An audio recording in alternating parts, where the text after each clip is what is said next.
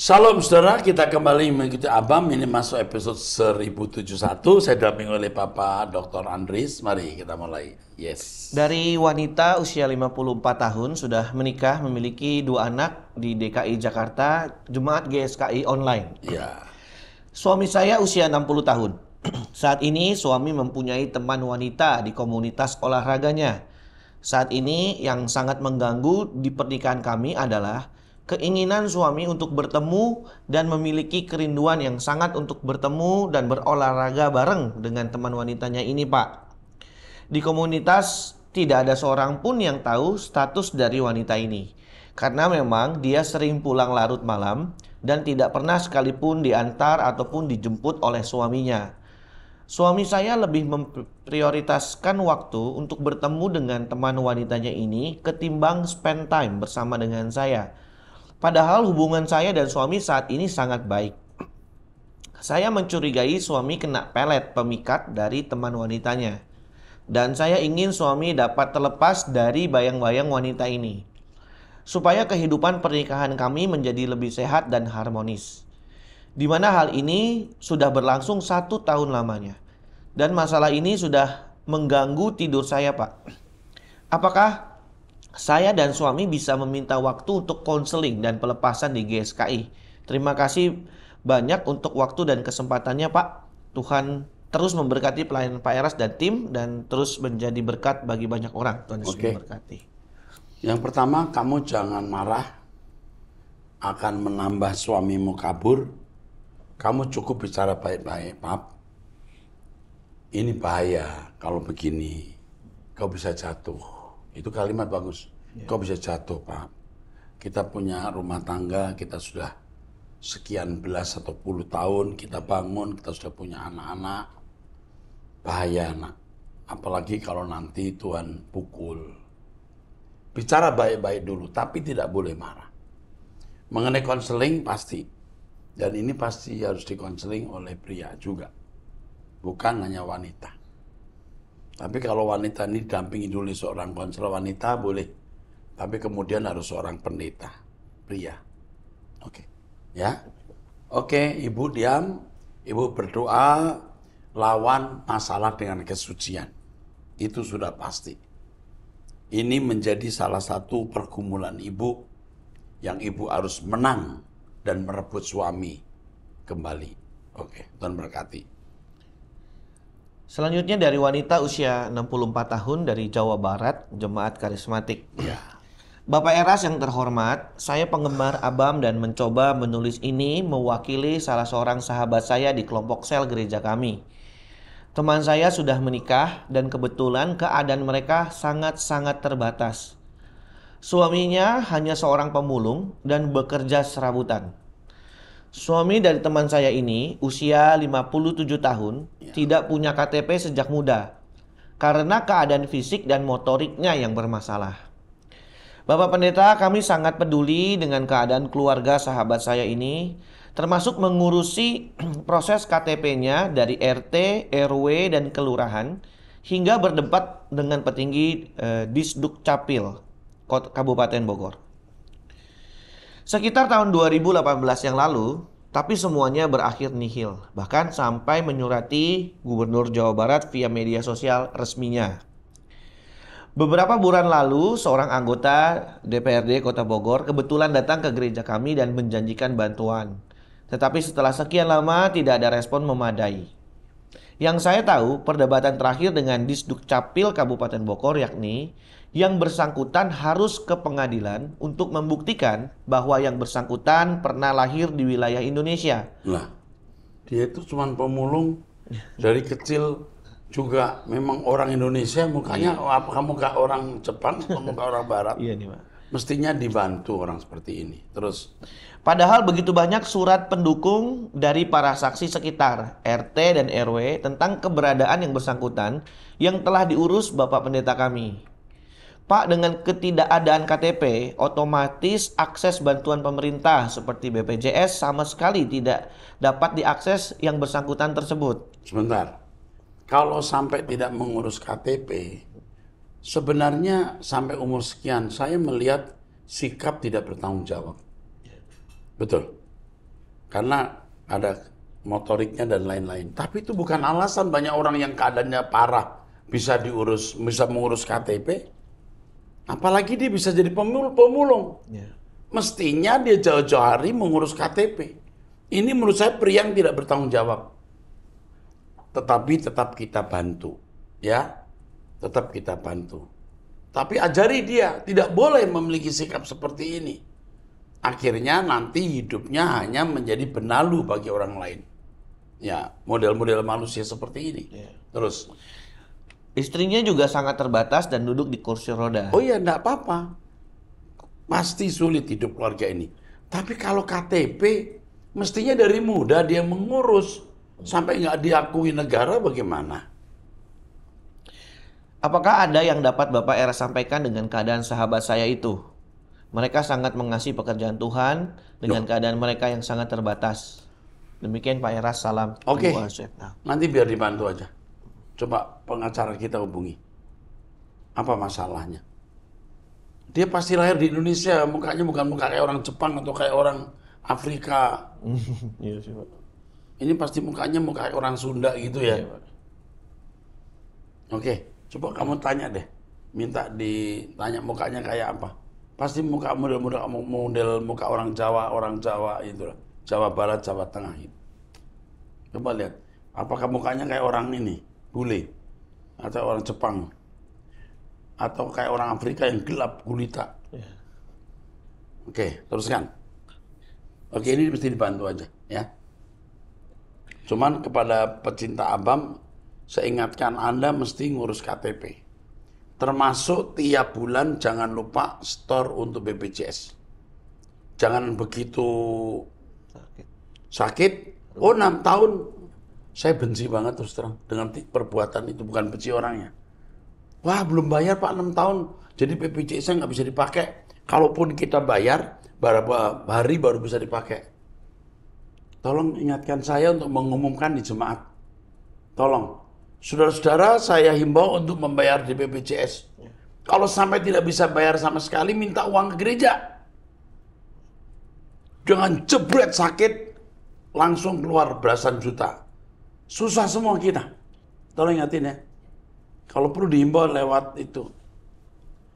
Mohon jemaat tetap membayar BPJS. 1, 2. Jangan sekali-kali pinjol. Pinjol juga saya nggak akan bantu. Biar masuk penjara juga rasanya biarin. Keluarga dekat saya sendiri kena pinjol saya nggak bantu. Karena orang-orang mau menyelesaikan masalah dengan cara mudah. Ini kepada pencinta ABAM, tolong bayar BPJS. Tiap bulan. Kalau ada yang belum punya surat BPJS, urus surat BPJS. Yang tidak punya KTP, urus KTP. Itu bentuk tanggung jawab sebagai anggota masyarakat. Nah, KTP aja nggak mau ngurus, gimana mau ngurus KTP di surga? Iya.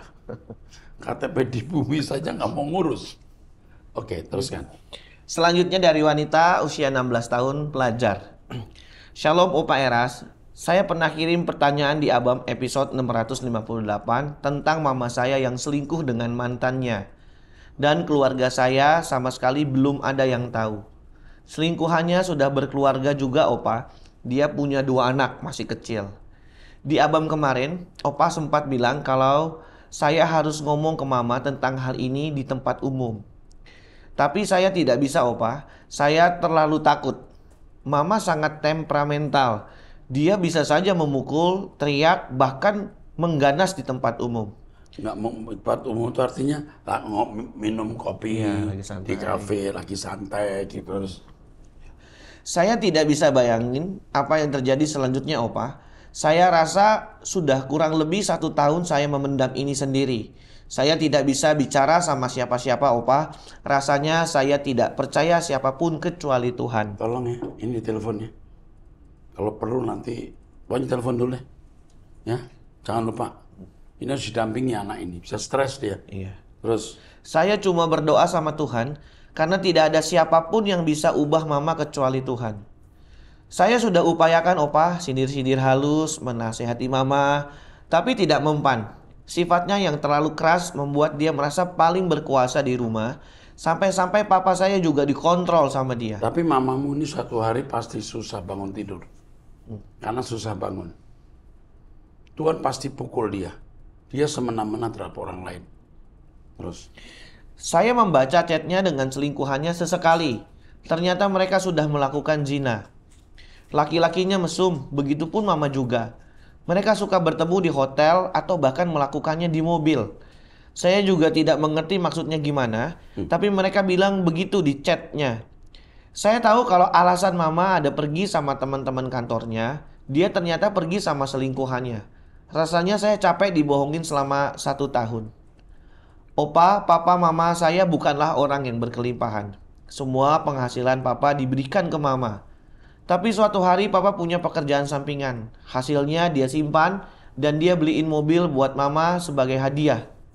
Tapi balasannya malah gini, opa. Dia pakai mobil itu untuk bersenang-senang sama laki-laki lain dan berbuat zina. Saya kasihan sama papa, opa. Saya tidak tahu harus buat apa. Selama ini setiap pergi di weekend atau ke gereja, kami selalu bareng papa mama lengkap. Saya cuma berdoa di dalam hati supaya saya bisa ngerasain hal ini terus. Saya sayang keluarga saya, opa. Saya tidak mau keluarga saya rusak dan hancur. Saya masih mau punya keluarga yang harmonis. Saya tidak tahu apa yang harus saya lakukan. Apakah suatu saat nanti Tuhan bisa pulihkan keluarga saya ya, opa? Tolong doakan juga ya, opa, supaya mama saya bisa berubah dan ninggalin hal-hal yang tidak baik dalam dirinya, supaya keluarga kami pulih kembali. Terima kasih, opa. Tuhan Yesus memberkati. Yang pertama, nak, kamu harus ngomong sama mamamu. Entah dia berteriak, entah dia histeris, kamu harus bicara. Ya. Lalu kamu juga harus ngancam. Saya akan bicara kepada laki-laki itu, mama. Harus. Kau bicara kepada mamamu, apapun resikonya. Kedua, kamu harus bilang bahwa kamu akan bicara kepada laki-laki itu. Ya, demi keselamatan keluargamu. Dan kamu akan saya dampingi dengan seorang konselor. Supaya kamu kuat menghadapi keadaan ini. Mamamu benar-benar sewenang-wenang. Ya. Papamu sudah baik, memberikan hadiah. Masih saja begitu. Jahat itu. Tapi kiranya mamamu dijamah dan diubahkan Tuhan. Saya salut sama kamu, nak, ya. Luar biasa. Opa akan dampingi kamu, nak. Opa punya banyak teman yang bisa mendampingi kamu. Oke. Terus. Selanjutnya wanita usia 53 tahun sudah menikah, memiliki 4 anak dari DKI Jakarta Jemaat GKI MAG. Shalom Pak Eras dan tim Abam yang Tuhan kasihi. Kami sekeluarga sudah bergabung di GSKI Rehoboth sejak anak-anak baru lahir. Perkenankan saya untuk meminta nasihat Pak Eras mengenai anak saya nomor 2. Dia sudah beranjak besar, umurnya 24 tahun. Walaupun saya banyak mengalami masalah, tidak henti-hentinya, tetapi semua bisa saya lewati dengan terus mendengar Truth ID dan ikut doa pagi setiap hari. Tapi ada masalah yang sangat membebani hati saya, membuat saya sedih, yakni sikap anak saya nomor 2 yang sekarang sudah bekerja di luar negeri. Dia jarang sekali, bahkan bisa dikatakan hampir tidak pernah nelpon. Kalau ditelepon tidak diangkat-angkat atau kadang di-reject. Saya merasa tidak tenang tentang hal ini, Pak Eras. Dia tidak pernah bercerita mengenai keadaannya dan menanyakan keadaan orang tuanya. Hanya saya dan suami yang selalu menelpon dan selalu tanya keadaannya setiap hari. Sudah 5 bulan ini dia bekerja. Kalau di WhatsApp balasannya lama dan singkat-singkat saja. Dia bersikap pasif sekali terhadap kami orang tuanya. Saya mendidik keempat anak-anak dari kecil, mengikuti sekolah minggu, membaca majalah-majalah sekolah minggu, dan retreat di Rehoboth. Selalu saya sertakan mereka. Sebagai catatan, anak saya ini adalah anak yang baik, Pak. Dari SMA, dia banyak menyendiri di kamar sambil melukis dan baca novel. Dia mengalami stuck sewaktu selepas SMA karena masalah keuangan dan masalah keluarga kami. Singkatnya, oleh kemurahan Tuhan, dia bisa bekerja di perusahaan asing sebagai guru memasak. karena dia bisa berbahasa Inggris dan dia ditunjuk sebagai leader dan selalu menghasilkan orang baru yang bagus karena hasil didikannya.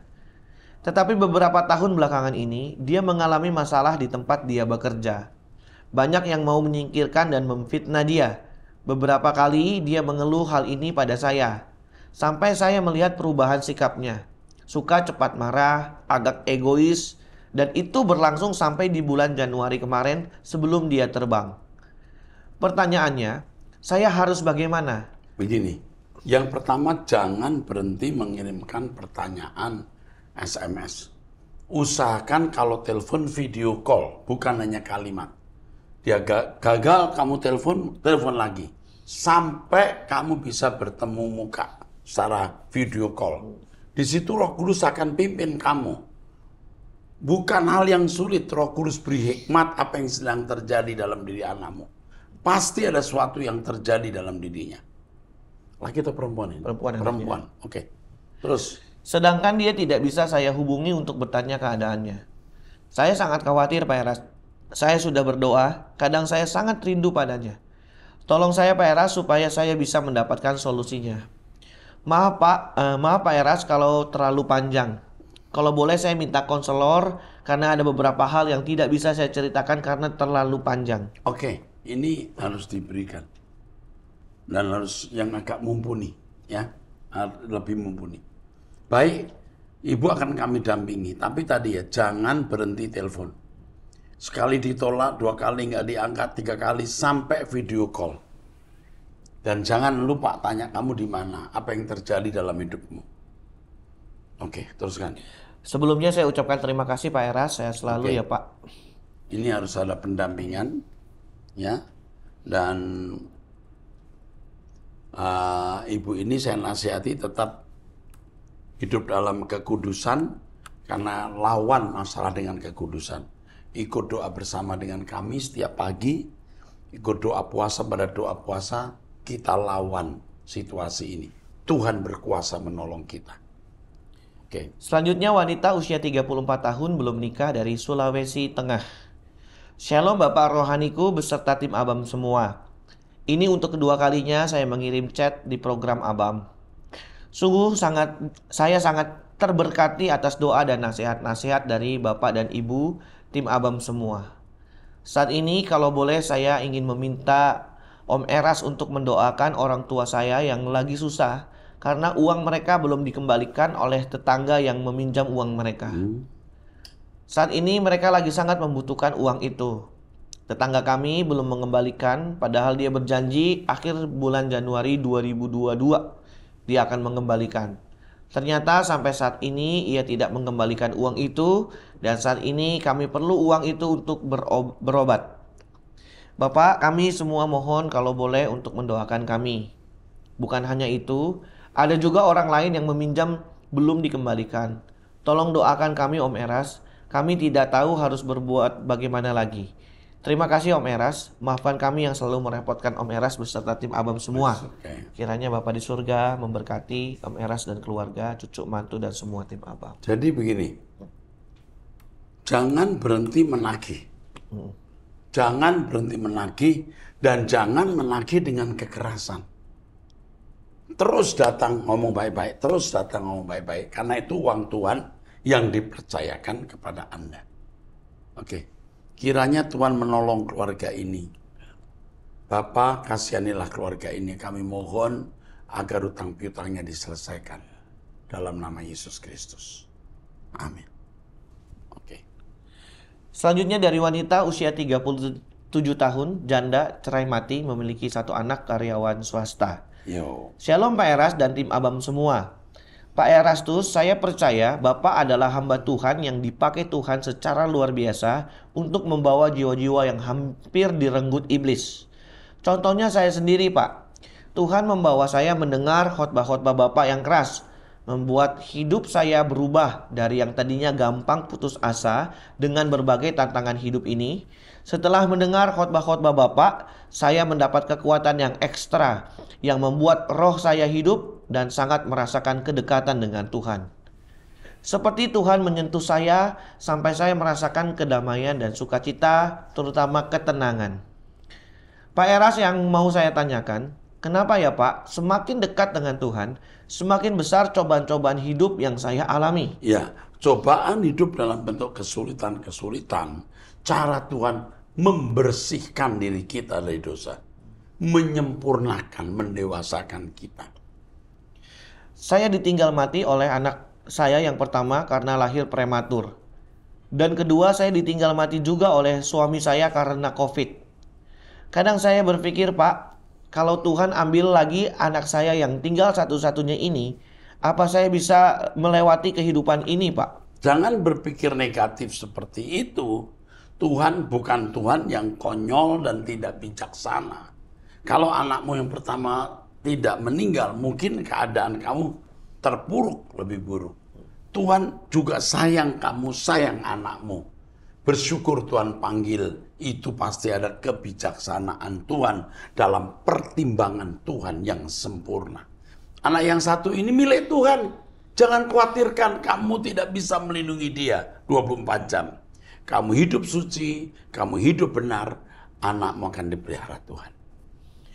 Tapi apapun yang terjadi, Pak, saya terus mau mengikut Yesus. Amin. Terus? Seperti kata Bapak, hidup ini tragis. Yang penting kita tetap hidup suci dan nanti ada langit baru dan bumi baru bersama Yesus. Anda akan ketemu dengan suami dan anak-anak dan anak Anda ini. Pak Eras, saya sangat diberkati dengan lagu ciptaan Bapak yang judulnya Jejakmu Tuhan. Sering ku tak mengerti jalan-jalanmu Tuhan, bagai di belantara yang kelam. Itu bagus. Terus doa saya, Bapak dan keluarga sehat-sehat ya Pak, panjang umur sampai Tuhan memanggil Bapak ke surga. Tuhan Yesus memberkati. Terima kasih. Tuhan juga memberkati kamu dan keluargamu. Amin. Selanjutnya dari wanita, sudah menikah, memiliki 2 anak dari Jawa Timur, Jemaat Gereja Karismatik. Shalom Pak Erastus dan tim, saya mau bertanya dan mohon solusi Pak.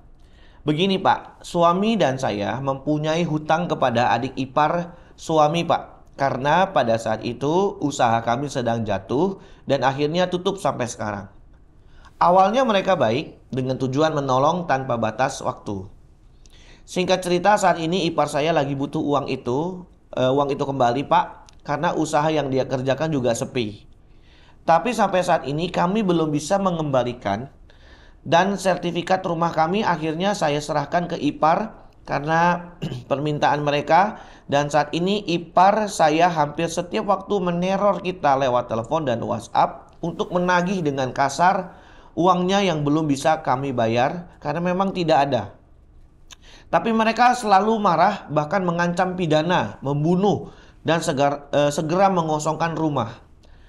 Apa Pak yang harus saya lakukan? Oke. Saya melihat pada waktu dia memberi pinjaman, dia kan nggak marah. Apa dia melihat kalian itu beli sesuatu? Atau wisata ke suatu tempat? Atau menunjukkan hidup yang nyaman? Nah ini bikin dia marah. Kalau kamu wisata orang bayarin, kalau kamu beli barang misalnya itu barang orang atau kamu dapat kemudahan, kamu ceritakan. Nah saya tidak tahu berapa hutang dia sampai begitu. 2 juta, 3 juta, 30, 300 juta, 3 miliar atau berapa. Seharusnya, bukan sebaiknya. Kamu jual barang apa yang bisa kamu jual, kembalikan hutangnya. Udah itu saja jalannya. Jangan sekali-kali berpikir tidak membayar hutang. Tuhan tidak akan memberkati orang yang tidak mau membayar hutang. Atau kalau kamu sekarang punya uang, seberapapun kembalikan dia. Atau punya barang, mau nggak barang ini saya kasih kamu, dihargai sekian, kamu jual. Atau kami jualkan. Harus ada penyelesaian, jangan diam-diam. Oke. Saya kebingungan mau kemana karena tidak ada tempat lain. Dan satu hal lagi, orang tua saya sudah meninggal dan mereka meninggalkan warisan Pak. Tapi sampai saat ini warisan itu ditahan sama kakak saya. Saya tidak dikasih hak karena saudara saya mengungkit-ungkit suami saya pernah salah. Karena suami tidak bekerja dan kakak saya tahu juga kami berhutang sama ipar suami. Kakak saya tidak peduli.